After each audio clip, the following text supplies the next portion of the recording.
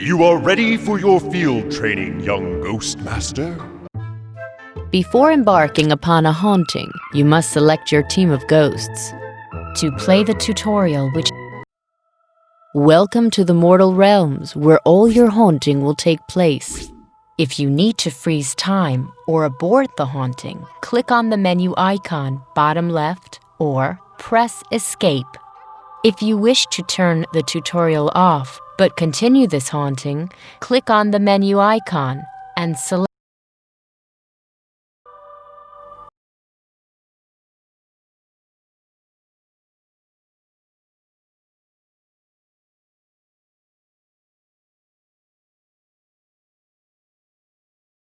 You move your pointer to the edges of the screen, you will be able to move around the world.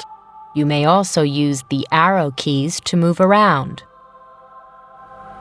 To rotate your view, click on the Use that to move between floors.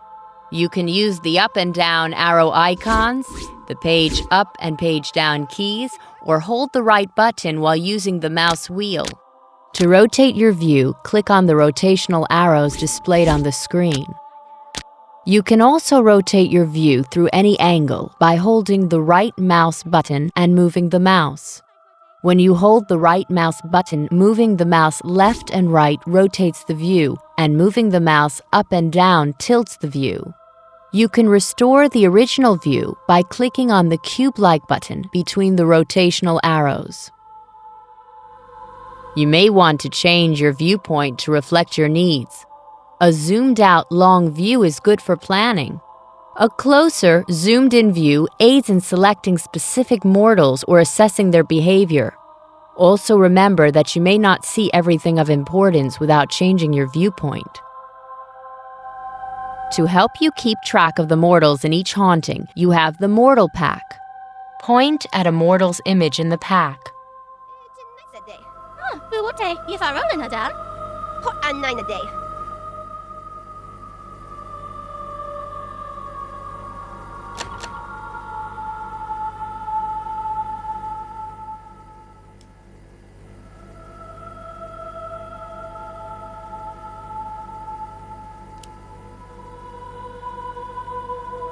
Point at a mortal's image in the pack.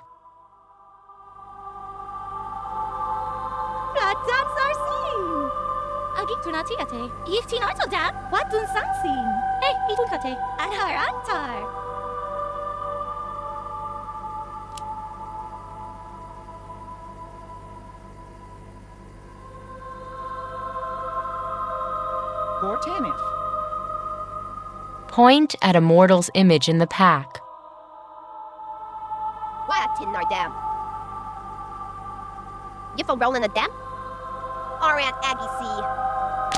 When you position your cursor upon a mortal's pack icon, a box appears informing you of their status.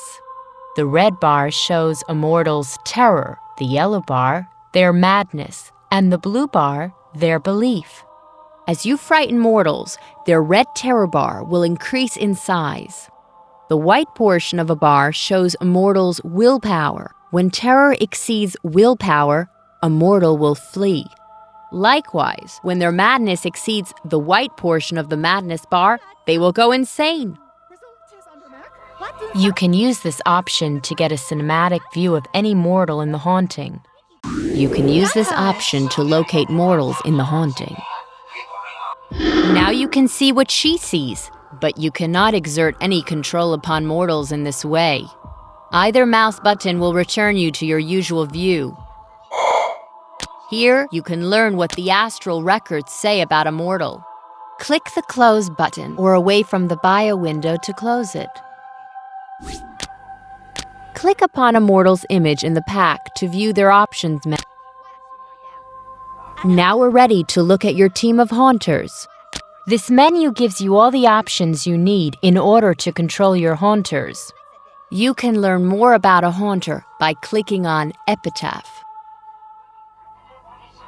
The Haunter Pack to the left works much. Boo is a spook, a versatile but relatively weak type of spirit.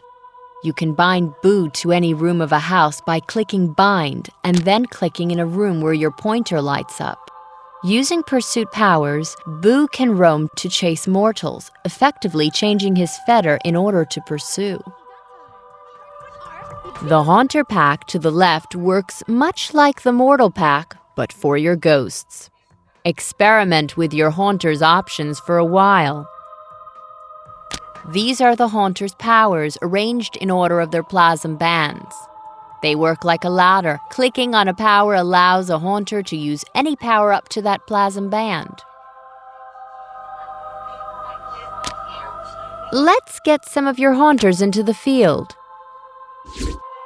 To exist in the mortal realm, ghosts must be bound to a fetter. Your Haunter arrives in the mortal realms ready to wreak havoc.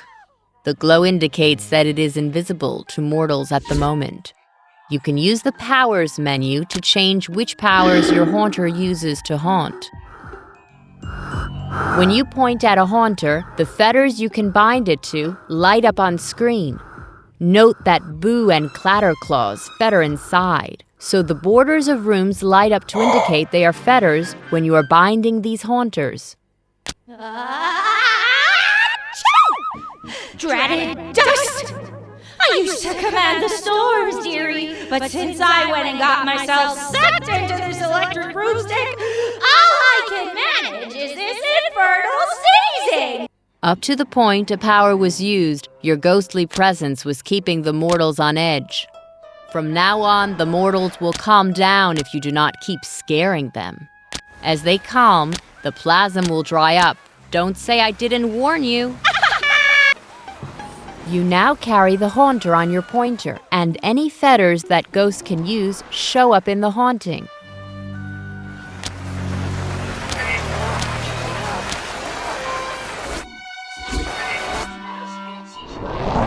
Excellent! See the sorority girls scatter beneath your might! Because a mortal has fled, the haunting fear level has permanently risen, giving you more plasm to spend.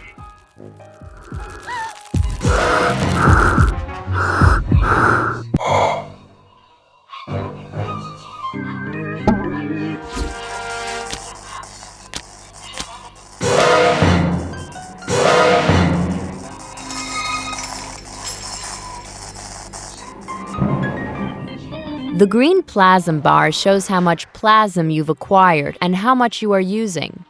The dark green proportion of the bar shows how much plasm has been generated by scared mortals. The amount of plasm your bound Haunters are using is shown in light green. There is one thing left to learn about: Plasm Alerts.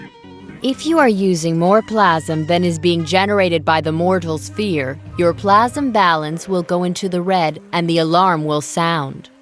You will have a short time to cut your plasm costs by benching Haunters or by lowering their plasm bands. I'm going to carry out a plasm drill now to show you how it works.